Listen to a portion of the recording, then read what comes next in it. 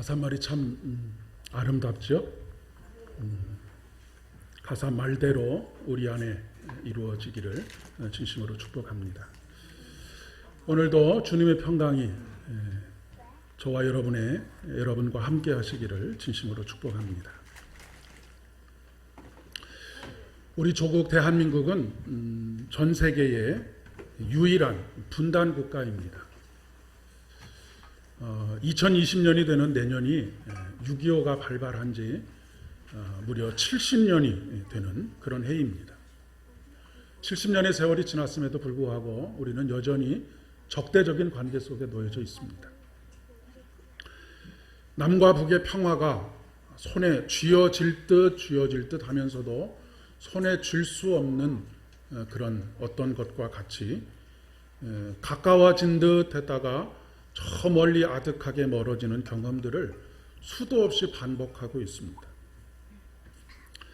바벨론 70년의 포로 생활을 꿈과 같이 포로 귀환으로 돌리셨던 하나님의 능력의 역사가, 그리고 그분의 은혜가 분단 70년을 맞이하는 이 나라와 이 민족에게도 하나님께서 평화의 기운을 불어오게 하시기를 또 간절히 소망합니다. 우리가 70년 동안 남북의 분단의 대가를 아주 톡톡하게 치르고 있습니다. 내년도 국방 예산이 50조입니다. 요즘 주한미군의 주둔비로 5억 달러, 우리 돈으로 거의 6조 원에 가까운 돈을 내놓으라고 하는 어처구니 없는 강요를 요구에 직면해 있기도 합니다. 국방비가 50조 원인데 이 50조 원의 5분의 1인 10조 원만 국방비에서 뽑아낼 수 있으면 청년 실업을 완전히 해소할 수 있다고 합니다. 10조 원이면 한 사람이 1년에 3천만 원의 연봉을 받는다고 해도 3천만 원씩 연봉을 받는 사람을 33만 명의 일자리를 만들어낼 수가 있습니다. 지금 우리나라의 실업률이 100만 명을 돌파했다라고 하는 것이 굉장히 큰 염려와 걱정과 근심을 드러내고 있는데, 50조 원 중에 30조 원을 산업의 현장으로 돌리면 완전 고용을 이룰 수 있는 그런 돈이라고 이야기할 수가 있겠습니다. 그런데 참 아이러니하게도 우리는 평화를 지키기 위해서 전쟁을 더 많이 준비하고 무기를 더 많이 구입해야 하는 그런 아이러니 속에 놓여져 있습니다. 만약에 이것이 전쟁을 준비하고 무기를 구매하는 일이 아니라 오히려 평화를 만드는 일에 사용할 수만 있다고 한다면 우리나라는 우리가 상상할 수 없는 놀라운 그리고 비약적인 발전을 이룰 수 있으리라, 그렇게 기대해 볼 수 있을 것 같습니다. 그런데 끊임없이 갈등을 부추기고 전쟁의 위기감을 우리의 마음속에 불어넣어서 우리로 하여금 전쟁을 준비하지 않을 수 없도록 평화를 지킨다는 명분 아래 무기를 계속해서 늘려가지 않을 수 없도록 하는 그런 일들이 비일비재하게 벌어지고 있습니다.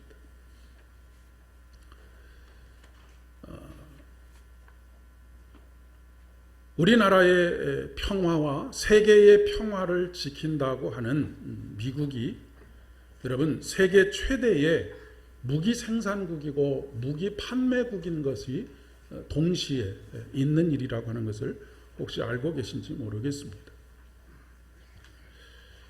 과연 이것이 누구를 위한 것인지, 무엇을 위해서 이런 일들이 계속되어야 하는지, 불안감을 증폭시키고 그리고 위기감을 증폭시킴으로 인해서 이득을 보는 사람은 누구인지. 사실 미국 산업의 가장 큰 축 중에 한 가지가 무기 산업입니다. 이것이 무너지면 미국의 경제가 완전히 무너지고 마는 그런 상황 속에 놓이게 되는 것이죠.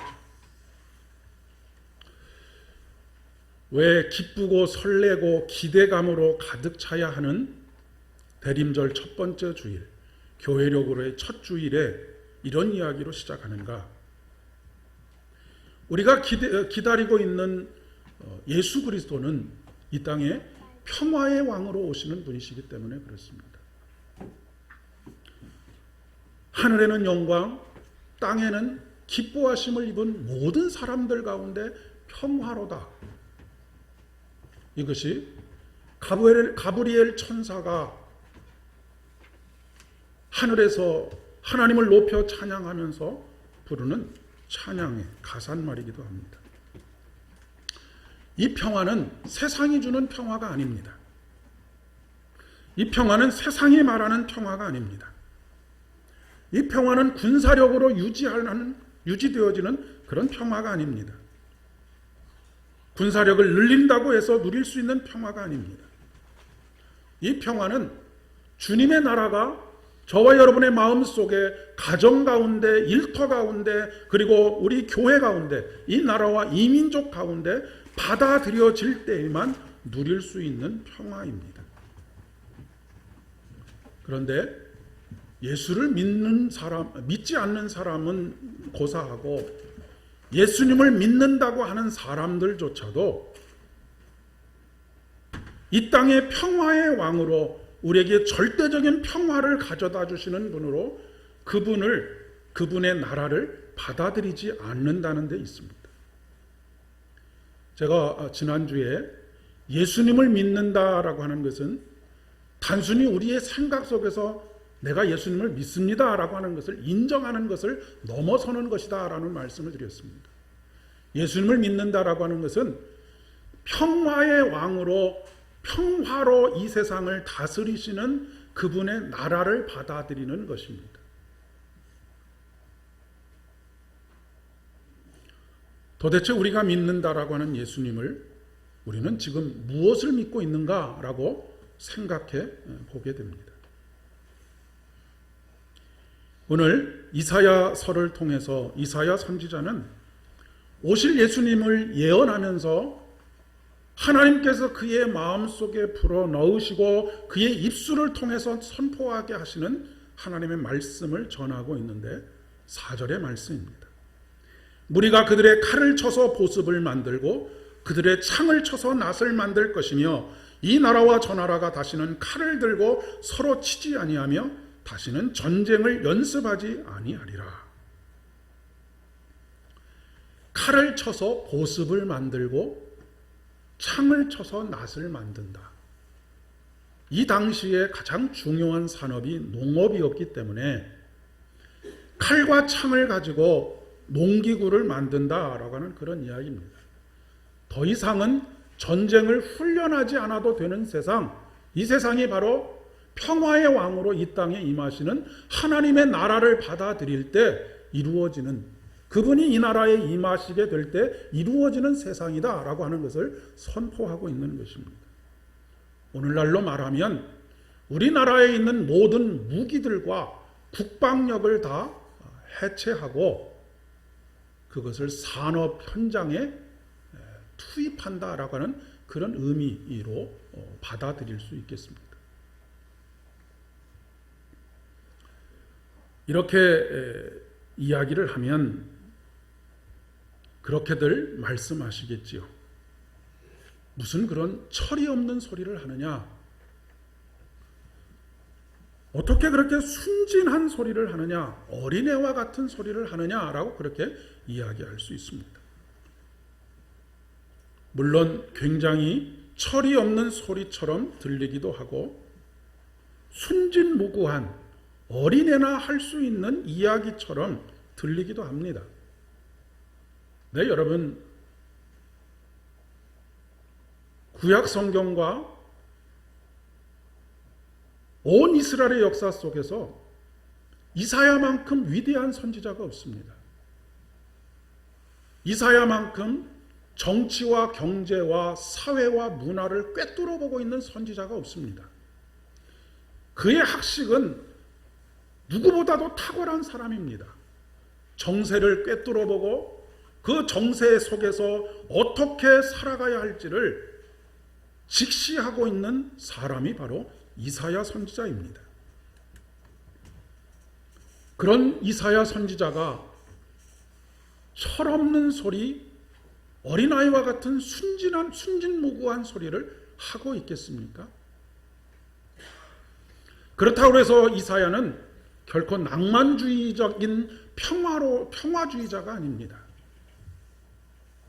엄중한 이 세상의 현상들에 대해서 눈을 질끈 감고 보지 않고 단순히 낭만적으로 평화를 이야기하는 사람이 아니라는 말씀입니다. 이사야는 누구보다도 지금 유다 백성과 남유다가 처해져 있는 상황에 대해서 그 현실이 얼마나 엄중한지를 누구보다도 잘 알고 있는 사람입니다. 이사야 선지자가 예언을 하던 시기에 북이스라엘은 이미 오래전부터 아수르라고 하는 큰 제국에게 조공을 바치고 있었습니다. 무엇 때문에 조공을 바치고 있었느냐면 우리가 니네가 시키는 대로 다 할 테니까 제발 우리를 침략하지 말고 약탈하지 말아 달라라고 하는 그런 부탁을 하면서 조공을 바치고 있었습니다. 북이스라엘만 괴롭혔던 것이 아니라 아수르는 남유다까지도 호시탐탐 노리고 있는 그런 현실이었습니다. 그리고 결국 이사야 선지자가 예언을 하던 그 시기에 북이스라엘은 멸망을 당했습니다. 아수르에게 결국 멸망을 당하고 수많은 사람들이 아수르로 끌려가는 치욕을 맛보고 있었던 것을 이사야는 엄연히 눈으로 그 현실을 직시하고 목격하고 있었습니다. 그런데도 이런 말을 하고 있는 것입니다.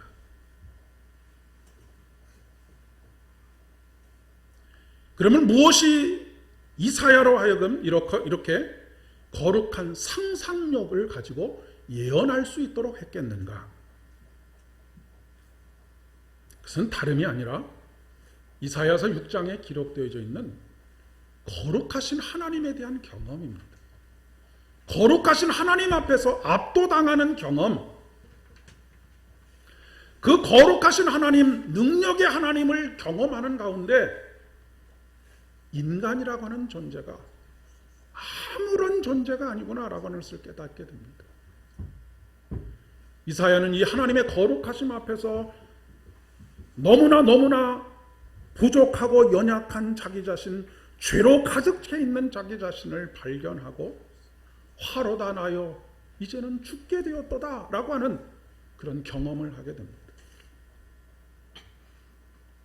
인간 존재에 대한 한없는 연약함을 발견하면서 그 능하시고 거룩하신 하나님 앞에 아수르 제국이며 바벨론 제국이며 무기와 힘을 가지고 있는 그 제국들이 하나님의 거룩하심 앞에서, 그분의 능력 앞에서 얼마나 헛개비 같은 것들인가 하는 것을 경험했기 때문에 이런 소리를 감히 할 수 있는 것이라는 말씀입니다.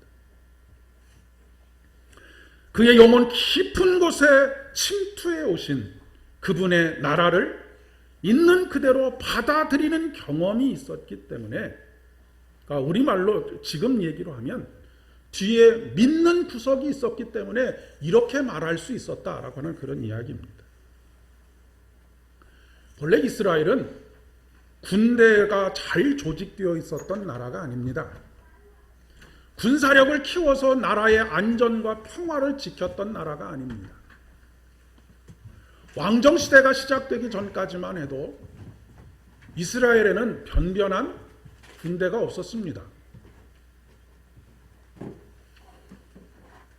백성들이 어려움을 당했을 때 하나님께 구원을 요청하고 그때마다 하나님께서 사사들을 보내어 주시고 하나님의 사람들을 보내어 주셔서 적군을 물리치게 하시고 그 사사가 그 땅에 머무르는 날 동안에는 그 얘기는 하나님을 잘 따르고 순종하고 말씀대로 살아가는 동안에는 그 땅에 평화가 임했더라 라고 하는 것이 성경이 우리에게 전해주고 있는 말씀입니다.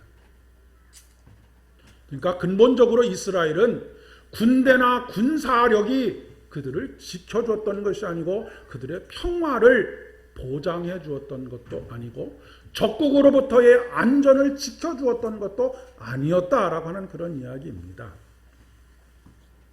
왕정시대가 시작이 되면서 성을 높이 쌓기 시작했고 군대도 조직했지만 그런 이스라엘을 지키시고 보호하시며 안전하게 거하시는 분은 여전히 군대나 군사력이 아닌 하나님이셨습니다.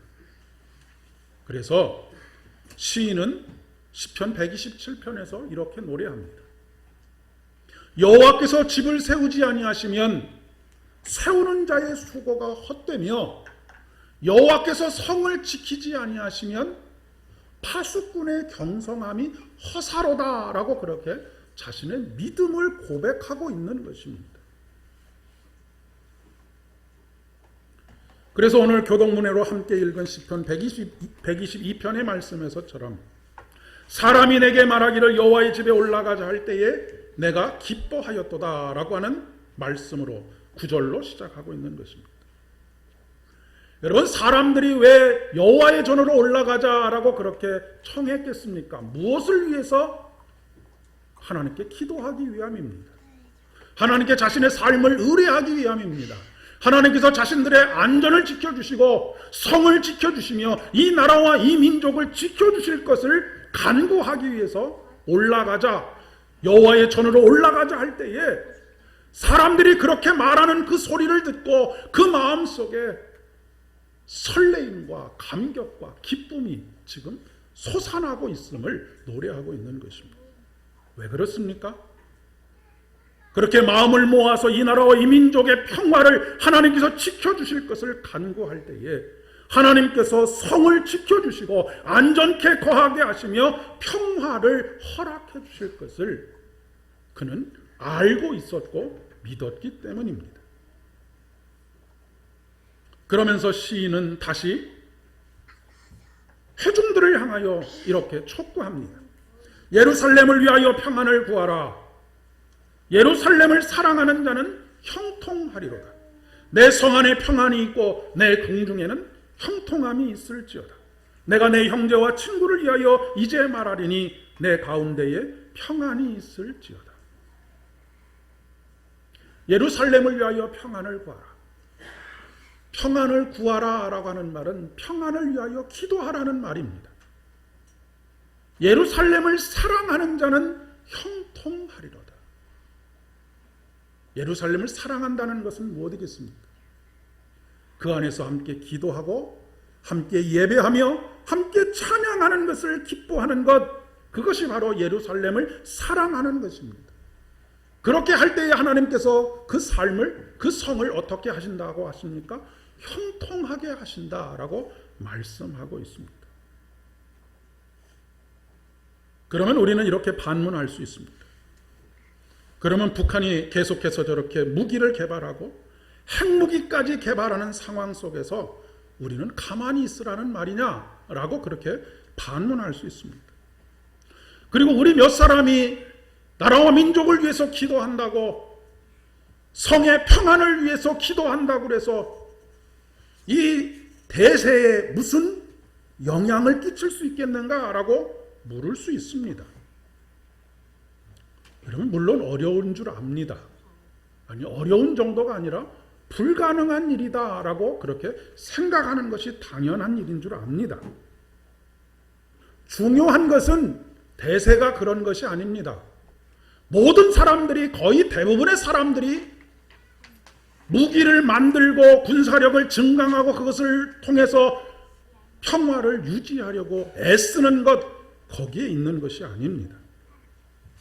중요한 것은 우리 한 사람 한 사람이 그 생각을 따르지 않고 주님의 길을 따르는 것입니다. 그분의 나라를 우리가 받아들이는 것입니다. 그래서 오늘도 성산에 오르고 그 성산에 발을 디디고 이 나라와 이 민족을 위하여 이 나라와 이 민족을 하나님께서 지켜주실 것을, 평화를 허락해 주실 것을 위하여 기도하는 것입니다. 사랑하는 여러분, 남과 북을 가르고 있는 38선을 무너뜨릴 수 있는 오직 유일하신 한 분은 막힌 담을 허무신 우리 주님밖에 없습니다.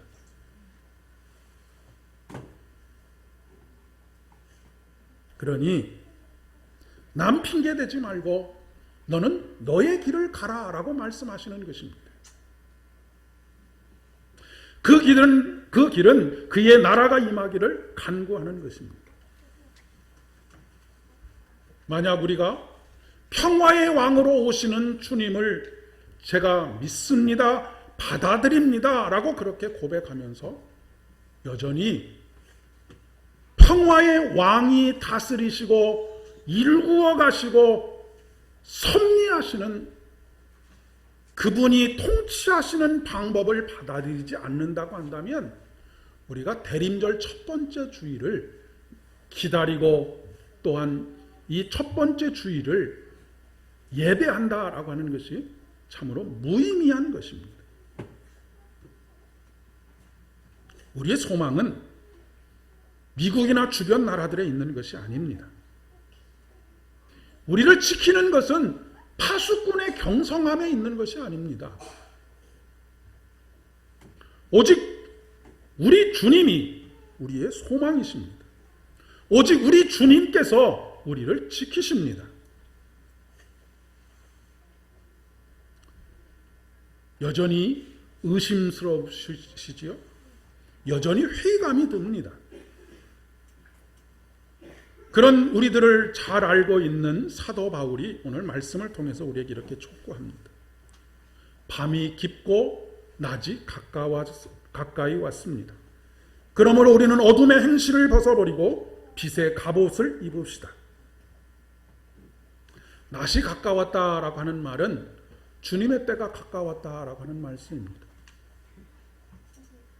그분이 우리 심령과 가정의 일터에 그리고 우리 교회와 이 나라와 이 민족에게 빛으로 임하실 그날, 그러니 어둠의 행실을 버리라고 하는 것입니다. 어둠의 행실이 무엇입니까? 염려와 걱정과 근심과 불안과 초조 속에서 내 것을 지키기 위해서, 나를 지키기 위해서 힘을 길러야만 한다라고 하는 그런 생각들입니다. 자기 방어인 것이죠. 하나님께서는 빛이 임할 것을 갈망하면서 왜 여전히 어둠의 행실인 불안과 염려 속에 쌓여서 성을 쌓고 그것을 지키고 유지하기 위해서 몸부림을 치느냐라고 말씀하고 있습니다. 우리를 지키려면 모든 것을 벗어 던지고 빛의 갑옷, 그리스도의 옷을 입으라고 촉구하고 있는 것입니다.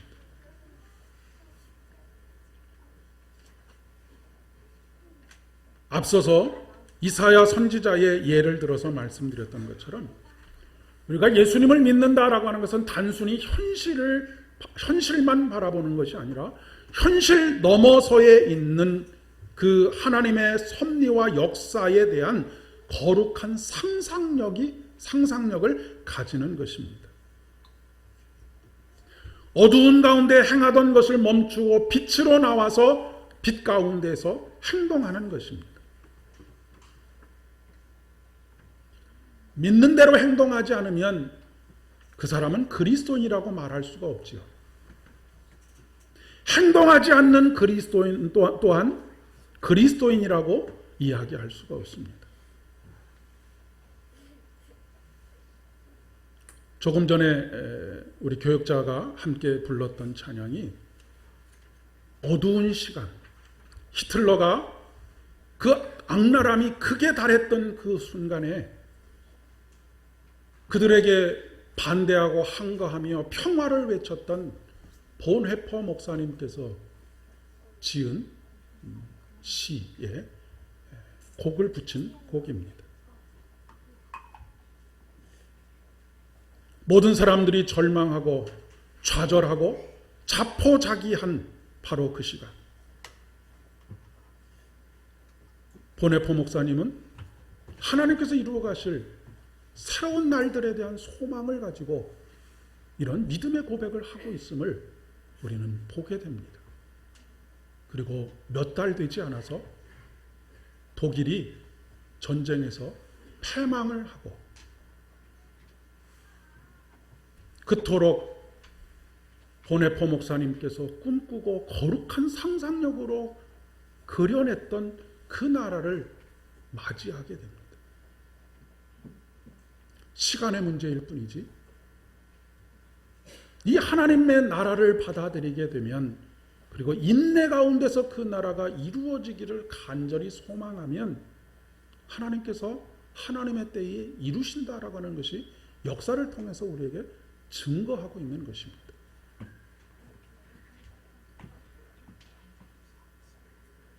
그러면 어떤 사람이 이런 거룩한 상상력을 가질 수 있느냐?